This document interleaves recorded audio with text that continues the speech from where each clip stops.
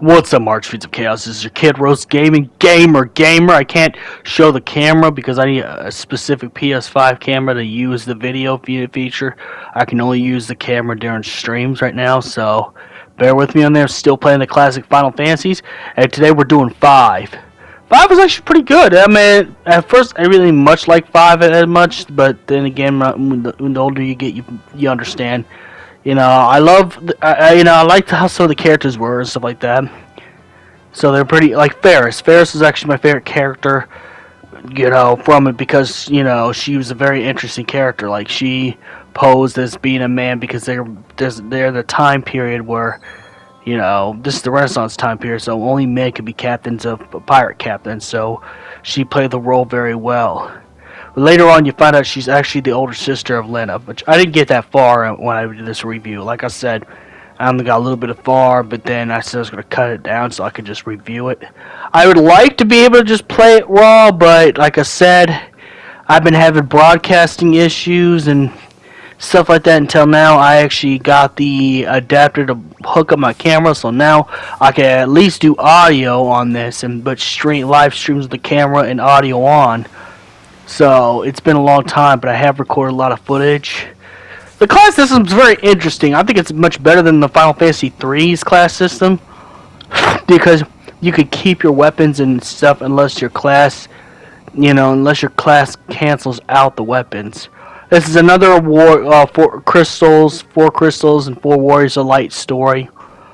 I didn't get to the big cheese or the big evil boss X death, which I apologize. Like I said, I got a lot of things going on, personal stuff. So, and you're probably not gonna see Final Fantasy 16 for a while because I'm going through some financials too, as well. Which, again, like I said, I can get through this. I've got through pretty much worse than this, But that's not the point. The point is, yeah, it's going to be a while before I get to Final Fantasy 16, so I want to finish up the classic Final Fantasies.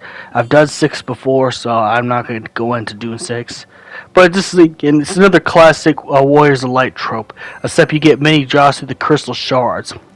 And there's so many jobs to pick from.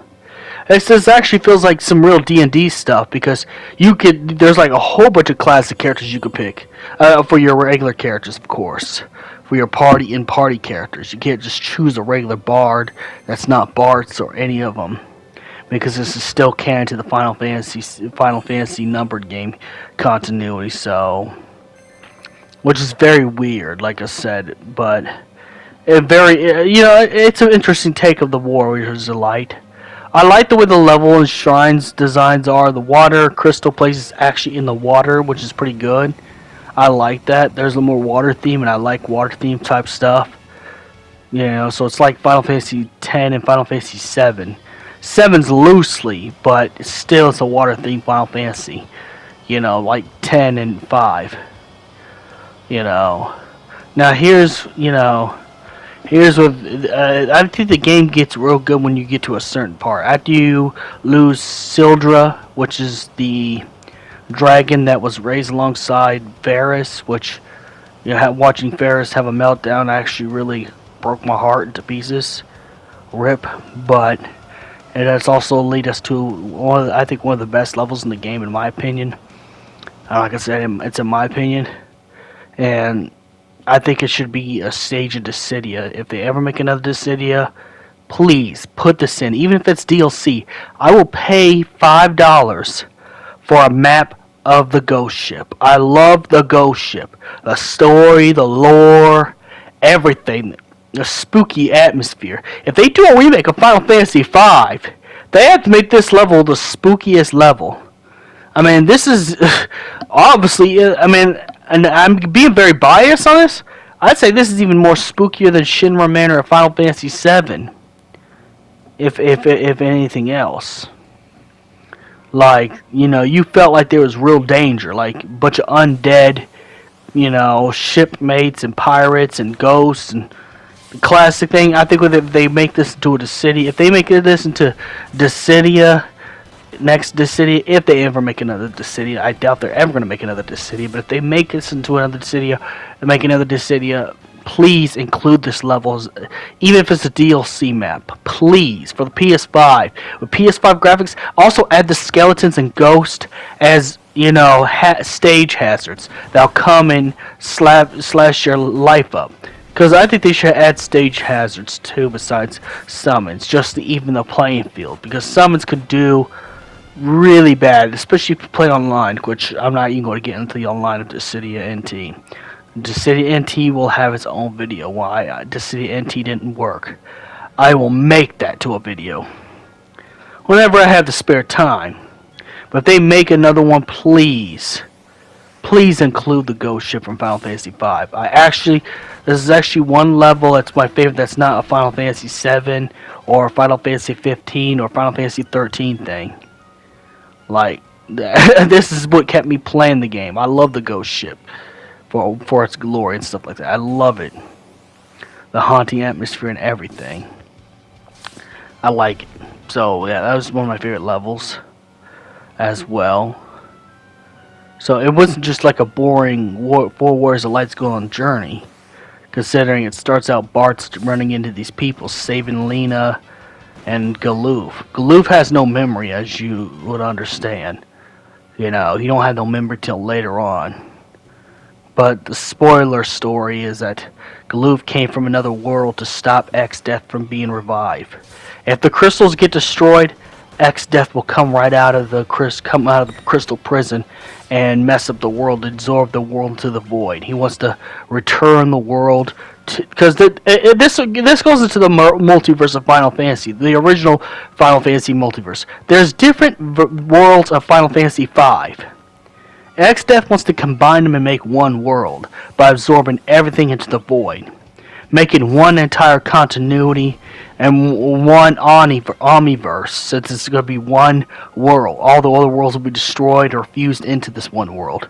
But we still got to stop it because of disastrous stuff that would happen. Plus, can you imagine seeing 3 or 4 Barts? It's like the Final Fantasy. I could swear Final Fantasy VII Remake gets their ideas from some of their older games. Not just 13.2 with the time travel, but even 5 with the different variants of the characters. This was the original multiverse Final Fantasy, where you see the different versions of people. And like I said, we gotta stop that because it'd cause causality to crash and probably destroy the multiverse altogether because many universes are supposed to exist and coexist with each other. Anybody who's watched Dragon Ball Super and watched the Dragon Ball Tournament of Power, where if the universe didn't win, they get destroyed. It was it would lead to disastrous, but it was just to decide which universe should stay, so there won't be too many. Because if there's too many or too less universes, causality would break, and pretty much existence would probably out of fear and stuff will probably break and rewrite itself altogether, so it'd start a new thing. So, like I said, this is one of those multiverse Final Fantasy games. Like the boss design. I won't say it's one of my top Final Fantasies, but it's really good. It's a shame I never got to really play 5 earlier, because the only exposure to Final Fantasy V I had was the PlayStation 1 Anthology Collection that I got later on in my young adult life. Never had when I was younger. So, when I got that, the disc was kind of broke, and vintage stock couldn't clean or buff the disc, so I had to throw away that disc so I could only play Final Fantasy VI. So I never actually truly got to enjoy Final Fantasy V like now. But now I kind of understand why this is a good Final Fantasy, because I got to play it now. This is now digital on a console, digital collection. I can actually play it without worrying about that. I prefer to have the physical collection, the Pixel collection, but that's just as much as a PS5 already. Which I think is ridiculous. I think $77 should be the price tag of this collection, both physical and digital. But that's just my opinion. I'm not gonna get into that. You already see my rant video on that. You could go check that out. I don't like that. I hope Square Enix do better. And I don't think it's Square Enix. I think it's scalpers buying all the copies and messing with people. Which, you know, it's funny because that's how I got the PS5 in the first place. As a scalper was trying to cheat Micro Center by returning the PS5 without the God of War Ragnarok disc copy, so they couldn't sell it at full price. So I was like, "Ha, that's funny." Someone cheating the system actually ends up being a good thing, at least for me.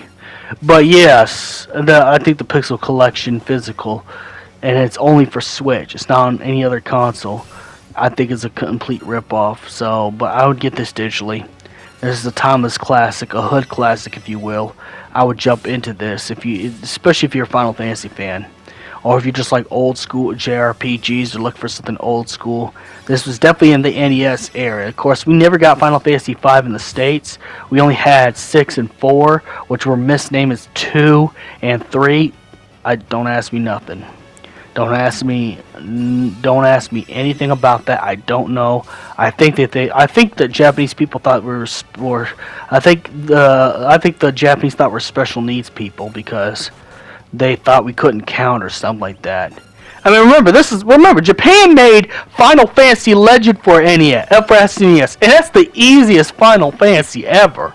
They were making fun of us. They were telling people that Americans are stupid and they can't play their games. I mean, I'm just saying, I'm being real.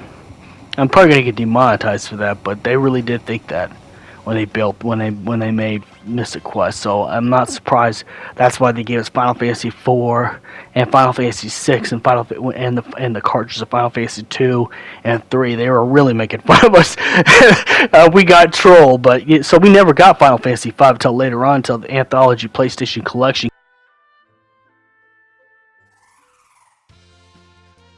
Sorry about that. That's my voice chat thing for PS5. So, you know, it sometimes turns on and turns off. But that's not the point. You know, what was that? I just got lost in thought. But yeah, we never got Final Fantasy V, but I'm glad we did. I just wish I could have played the PlayStation 1 collection to fully appreciate it. I can't because the disc was so messed up. And again, I didn't get a PlayStation 1 until later on in my adulthood. I was always a Nintendo 64 kid growing up, pretty much, you know. I know more Ocarina of Time than I even know Final Fantasy 7. But that's not the point, you know. I never got to enjoy Final Fantasy Anthologies 5. So I never really gave 5 a chance, and I'm glad I did. I would say that at least this goes into the 8-star category. You know, but when it came out, I could see this is definitely the Final Fantasy we wanted at the time. Like I said, the dungeons are on point, the story's on point. It's not no boring 4 Heroes of Light gets crystals. You know, there's some Divergent in there that makes it even far better.